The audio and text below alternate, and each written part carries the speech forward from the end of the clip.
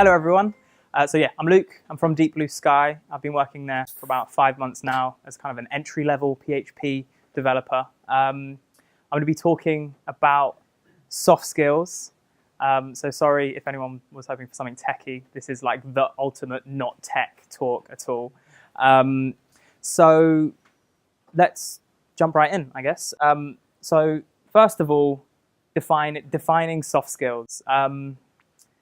It's an awful term, in my opinion, soft skills. It kind of means nothing. It's really ambiguous. And I think soft skills in and of themselves are also really ambiguous and sometimes really hard to measure, which makes things extra hard.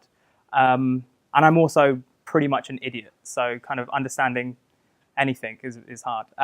So I started by trying to define what skills are, and I decided that skills, I like this. Skills are things that you do that create value. So that's it. That's what we're going to define a skill as for now. Something that you do, a process, a task that creates some kind of value.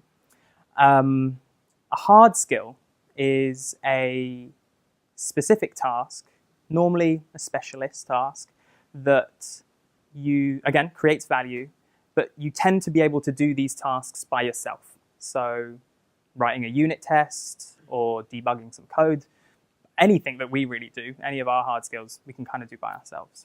And so I guess soft skills then inherently involve other people. They're things like communication, teamwork, organization. These are like classical soft skills.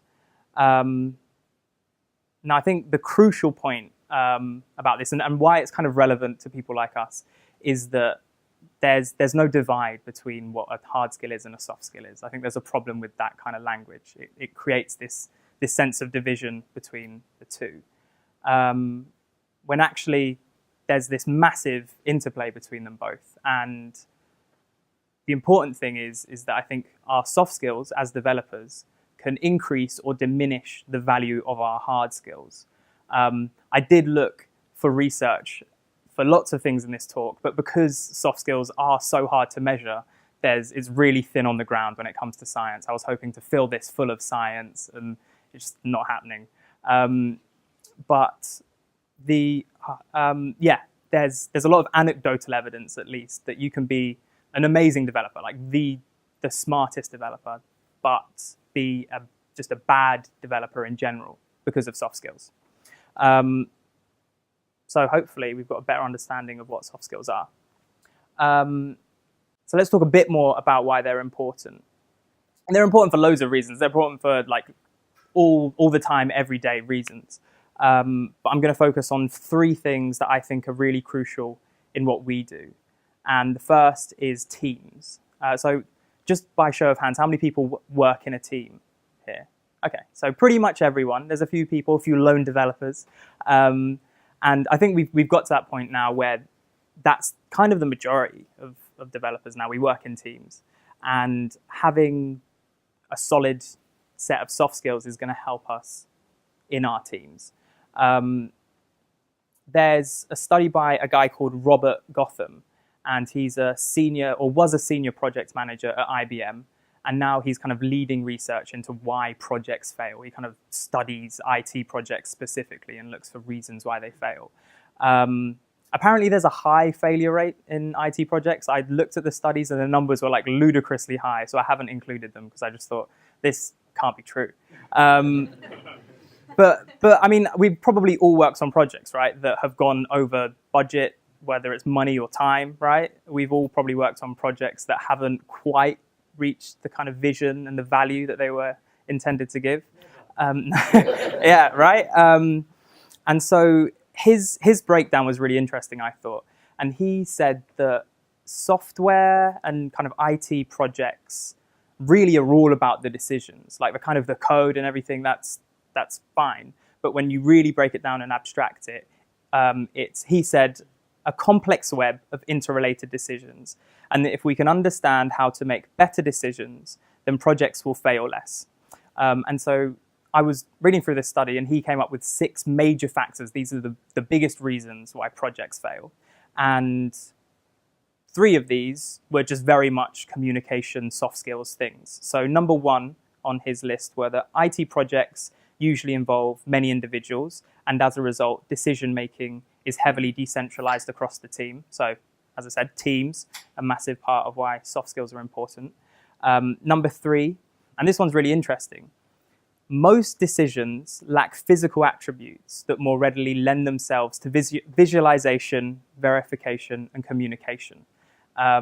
And I had never really thought about that, but a lot of the stuff that we're dealing with don't have length and breadth and depth, and you can't kind of hold them up in a really clear way. We can draw our flow charts and everything, but really we're dealing with concepts. So the better we are at being able to communicate and explain ourselves, the better the stuff that we're building is going to be understood by everyone who's building it. And number 4 is that people with diverse paradigms and perspectives need to work together. And having different backgrounds just makes communicating that much more complicated. So that's kind of teams. I think, so my second point on why soft skills are important is employability. Now, there's a quote by Sinek, which is, "You don't hire for skills, you hire for attitude. You can always teach skills." And I'm sure that we'll all agree that a developer's role is predicated on their ability to solve a problem and write code. So that quote is great, but a huge part of why we get jobs is because we can do what we do to a certain degree of competence, hopefully. So I think I was toying with playing with the idea of kind of going through how I ended up at Deep Blue Sky, and I wasn't going to do it, but I'll do it. So I did a drama degree. I still don't quite understand why, but I think I got really lucky in that it gave me a lot of soft skills that I wouldn't have had otherwise, because I would have just been playing computer games inside, not speaking to anyone. So for that, it was really good. And I got my job at Deep Blue Sky pretty much because of soft skills. They've got a really good culture there where they've got a few entry-level positions where you can just kind of jump in. If you've kind of been doing your own thing for a while, you've got a certain level of competency, they'll take you in and teach you. And I actually had coded like next to no PHP before I got my job. I'd done a lot of front end, but it's so different. I'm sure people who have done both will know that CSS and kind of functional objective-oriented PHP is like not the same thing. So I think for me personally, soft skills have been huge in just getting me to a place where I'm like able to learn development skills. And that kind of leads on nicely to the last point, which is progression. Things like tonight are awesome, but if we didn't have any soft skills at all, we probably couldn't extract the value of being around all these smart people, having conversations and things like that. So hopefully just being here tonight is kind of a good demonstration of why soft skills can be important. We can chat to people and understand what we're all doing, build a community. And something that actually isn't on my list is users. We work at Deep Blue Sky, we've got people who kind of do user experience, so we don't have to. But a lot of people have to actually go out and like discover what like customers want. And if you're in that situation, being able to empathize and put yourself in the shoes of people who you're creating products and tools for is huge. That's going to be the difference between creating something that sucks and something that works really well for the people using it. So that's kind of 3 or 4 things on why soft skills are important. So let's talk about some actual soft skills. Empathy, horrible word, really difficult thing to try and talk about. But I think it is so fundamental, and it's something that we probably don't work on. And if we worked on empathy like we worked on our code, I think we'd see huge, huge differences in all areas of our lives. It's really simple things like being able to put yourself in someone else's shoes. There's a few things while I was researching for this talk that I came across that I don't do, but I think I'm probably going to start doing. And that's things like playing with the other side in your head. So a lot of the time we jump to conclusions, and a lot of and a lot of the stuff I was reading was talking about the ability to kind of stop yourself and assess all the other possible reasons why someone's doing something. And just that alone, I thought was really interesting. Another thing, like a mini eureka moment when I was writing this talk, I went kind of, aha, is that in essence, we're problem solvers, right? And I know that my brain, whenever I come across a problem, I'm instantly trying to solve it, no matter what it is. If it's my girlfriend who's come home and is upset with her boss because he like showed her up in a meeting in some really unprofessional way, I don't kind of go, oh, that is really uncool of your boss and really unprofessional, and empathize with her and kind of validate it. I'm instantly like, so what exactly did you say? And I'm trying to like break down it as a problem, but it's the opposite of that. And when I realized that there's a fundamental part of what makes us good at developing is also the antithesis to being good at empathizing.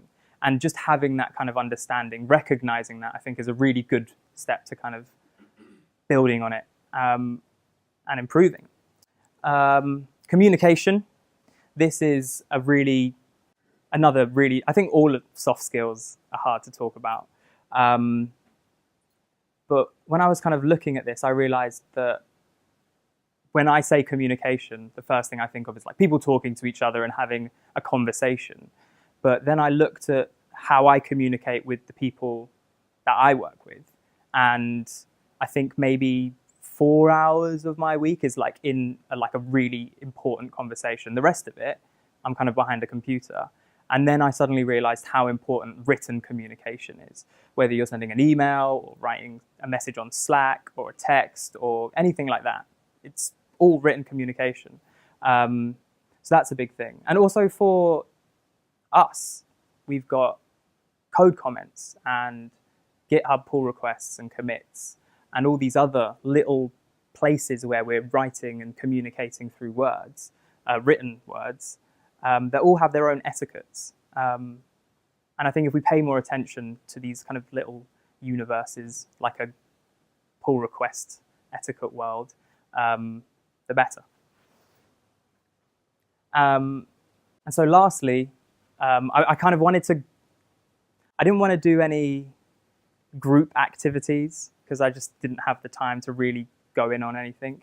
So I think the one thing that we can do if we want to improve our soft skills, which hopefully we do, is practice. Practice with people at home, practice with people that you work with. I think that that's going to be the key to being better at soft skills and communicating. So yeah, that's it really. Practice and being more self-aware, I think, are the two things that if you did want to improve your soft skills, you should focus your attention on. So that is my talk. Thank you. You can give me feedback here. It's tiny, so you don't. No. I didn't realize it'd be that small. Any questions? Yes. Should people, do you think, call other people out on not practicing empathy and good communication? And if so, how? Well, I guess if you did it in like a really unempathetic way, like barged in there, like, what the hell do you think then that's probably a bad idea. But yeah, absolutely. But I think it should be done in the most appropriate way. And if you're calling someone out on empathy, you should probably first be kind of empathetic with why they're not being empathetic. There's probably loads of reasons to do that's happening there. So yeah, but I guess it's delicate, isn't it? You can't really shout someone down for not being empathetic because that's not very, yeah, you can try. Yes? How would you introduce the idea of being empathetic as a concept to a team that is constantly plugged into headphones and doesn't really talk apart from on Slack? Yeah, really good point. I think that you can still be empathetic when you're like writing messages with each other on Slack. I think it's probably a slow process, but just like trying to get some ground rules where people are nicer to each other or more understanding is great. So I don't know if you've got like a code of conduct on Slack. Most people don't, but maybe that's something that you could introduce. I don't know. How about is like pull requests a good place to start? Yeah. I guess I've never done a pull request, so I'm like not the person to talk to. There's probably plenty of people who have. So yeah, I guess afterwards find someone who's done a pull. Who's done a pull request here? Probably loads of people. Yeah, cool. Speak to any one of those guys. What do you do when somebody doesn't value soft skills? They think they don't provide any value because they just want to get on with their job. Yeah, you fire them, and that'll be the ultimate lesson, right? You don't care about soft skills. Out on the street. I think that if someone like truly does not think that soft skills are important, they can kind of live their life like that. I don't think if someone's like dead set on just be like, do you know what, fuck it, like I'm really smart, successful, I don't have to, like maybe like a Donald Trump character, right, who just doesn't care. They get to be president. Yeah, then you just make them president and cross your fingers.